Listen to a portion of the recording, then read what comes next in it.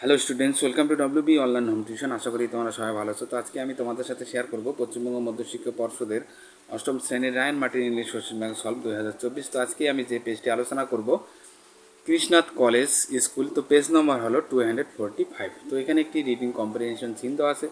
তো আমরা পুরো কোশ্চেনটির অ্যান্সারগুলি আলোচনা করব। তো যারা এখনও এই চ্যানেলটিতে নতুন আছো, তো এরকম ভিডিও পেতে গেলে অবশ্যই চ্যানেলটিকে সাবস্ক্রাইব করবে এবং বন্ধুদের মধ্যে শেয়ার করবে। তো যারা এখনও আগের ভিডিওগুলি দেখোনি, তো অবশ্যই ভিডিওটির ডেসক্রিপশন বক্সে একটি প্লে লিস্টের লিঙ্ক দেওয়া আছে। তো তোমরা সেখানে গিয়ে আগের ভিডিওগুলি একবার চেক করে আসতে পারো।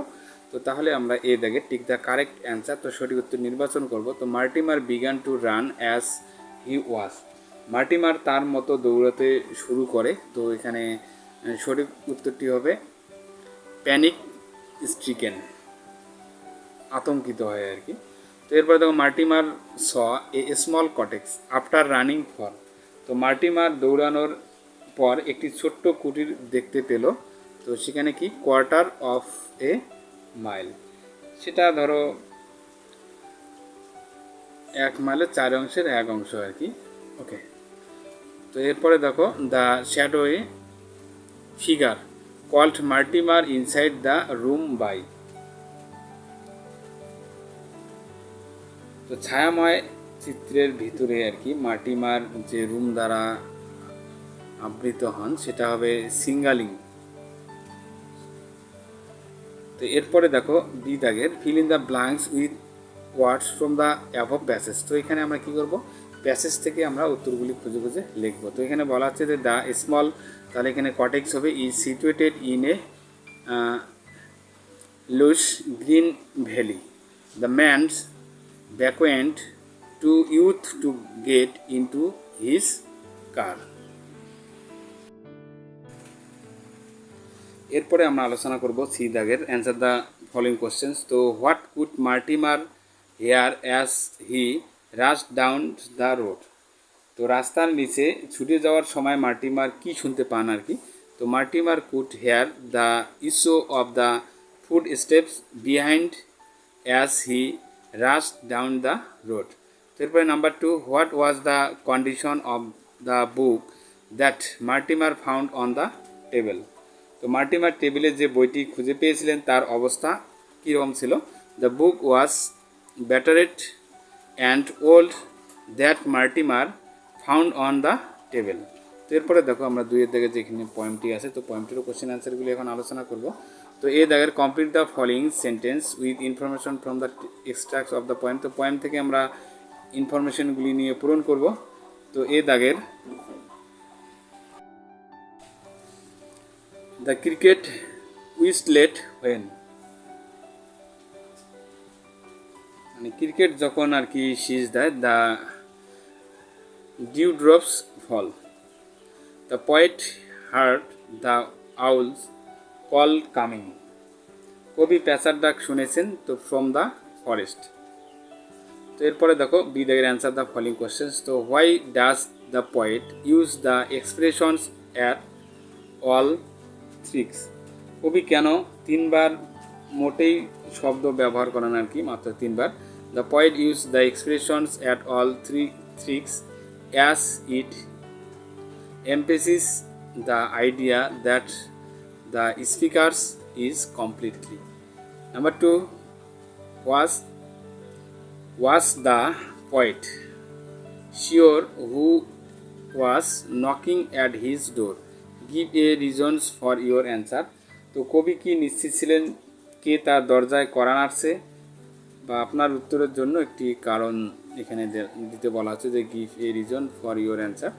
তো no, the poet was not sure who was knocking at his door because he could not find anyone after opening the door. ওকে, তো বন্ধুরা এরপরে আমরা আলোচনা করব, এখানে একটি আনচিন দেওয়া আছে। তো আনচিনটি একটু বাংলা মানে সহ আলোচনা করব, তারপরে কোশ্চেন অ্যান্সারগুলি। Okay, The average surface temperature of Earth is slowly increasing. তো পৃথিবীর গড় পৃষ্ঠের তাপমাত্রা ধীরে ধীরে বৃদ্ধি পাচ্ছে। This trend is known as global warming. তো এই প্রবণতা গ্লোবাল ওয়ার্মিং বা বিশ্ব উষ্ণায়ন নামে পরিচিত। This happens when there is an increase in the production of gases like carbon dioxide. তো এটি ঘটে যখন কার্বন ডাই অক্সাইড, ওয়াটার ভাপর জলীয় বাষ্প, নাইট্রাস অক্সাইড N2O এটা, তারপরে মিথেন যেটা মিথেনের সংকেত CH4 etc ইত্যাদি। These gases are known as the greenhouse gas. তো এই গ্যাসগুলিকে আমরা গ্রিনহাউস গ্যাস বলবো, যেগুলি বৃদ্ধি পায় আর কি এই গ্যাসগুলি। These greenhouse gases trap heat of the sun in the Earth's atmosphere and cause global warming. তো এই গ্রিনহাউস গ্যাসগুলি পৃথিবীর বায়ুমণ্ডলে সূর্যের তাপ আটকে রাখে এবং বিশ্ব উষ্ণায়নের কারণ হয়ে দাঁড়ায়। Earth's temperature has risen by an average of 0.08 degree Celsius per decade since 1880. তো 1880 সাল থেকে পৃথিবীর তাপমাত্রা গড়ে প্রতি দশকে 0.08 ডিগ্রি সেলসিয়াস বেড়েছে। The rate of warming since 1981 is more than twice as fast, 0.18 degree Celsius per decade.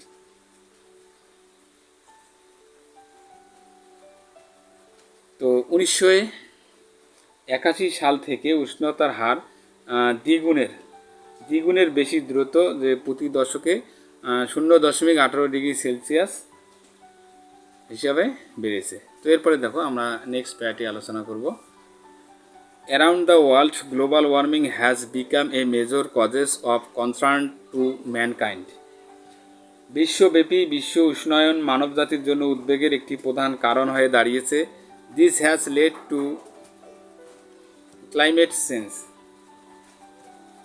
এর ফলে জলবায়ু পরিবর্তনও হয়েছে।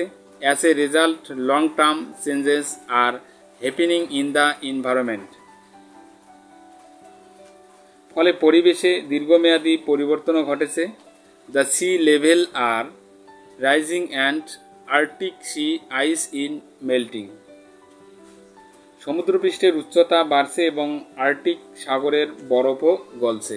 মোর intense hurricanes and approaching our coastlines and more. Glaciers are retreating from the mountain valleys they once filled.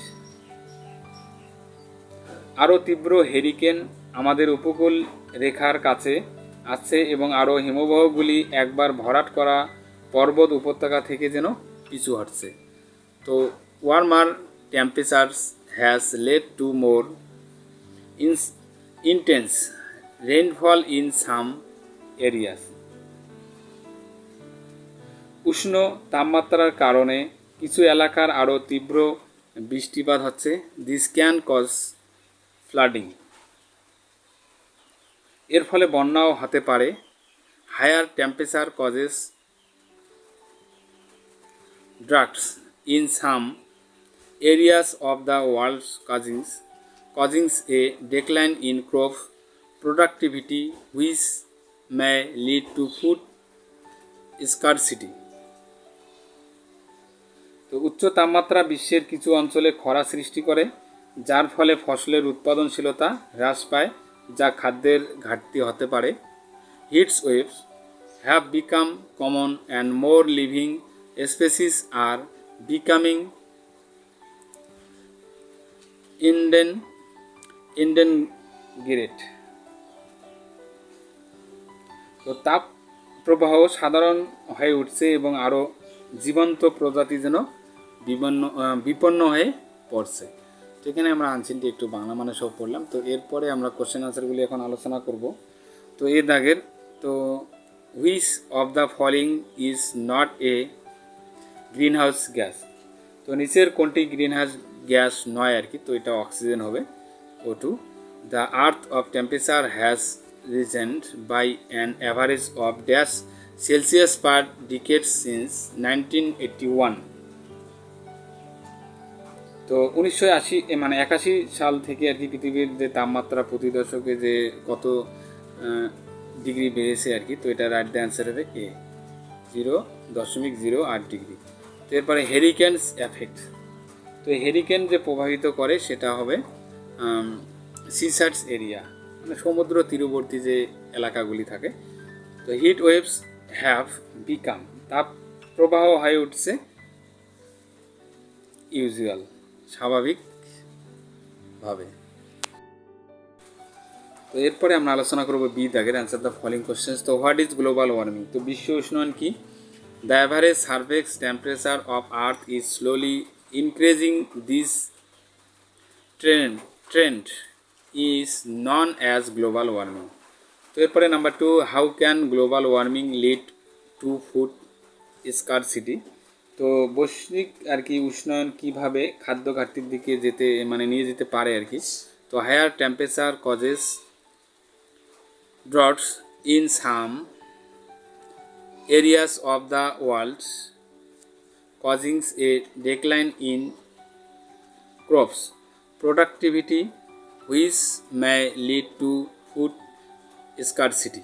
তো এরপরে number 3 দেখো, how is life affected due to heat wave.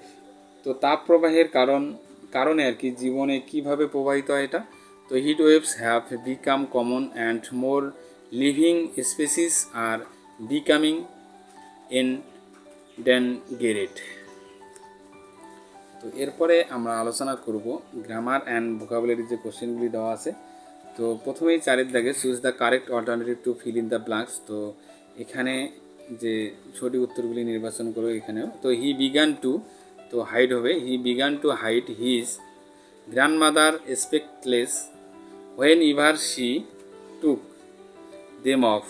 Grandmother was troubled and the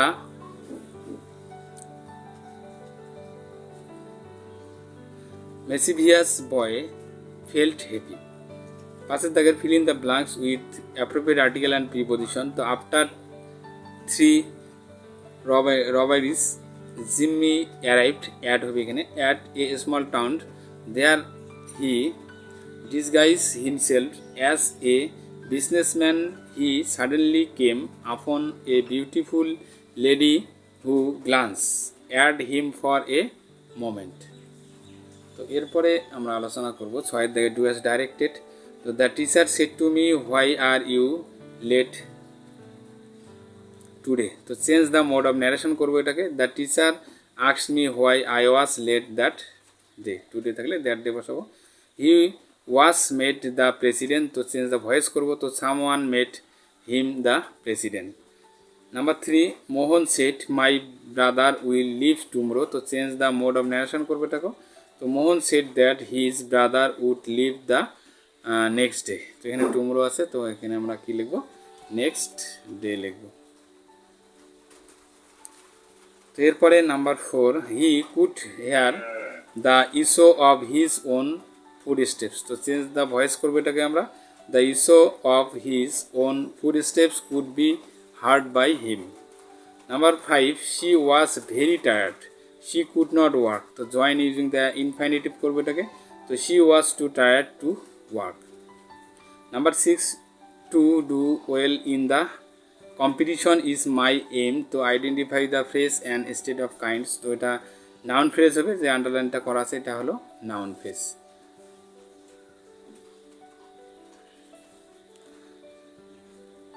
number 7, mother, এখানে cook আছে, তো আমরা এখানে এটাকে perfect continuous present perfect continuous tense লিখবো।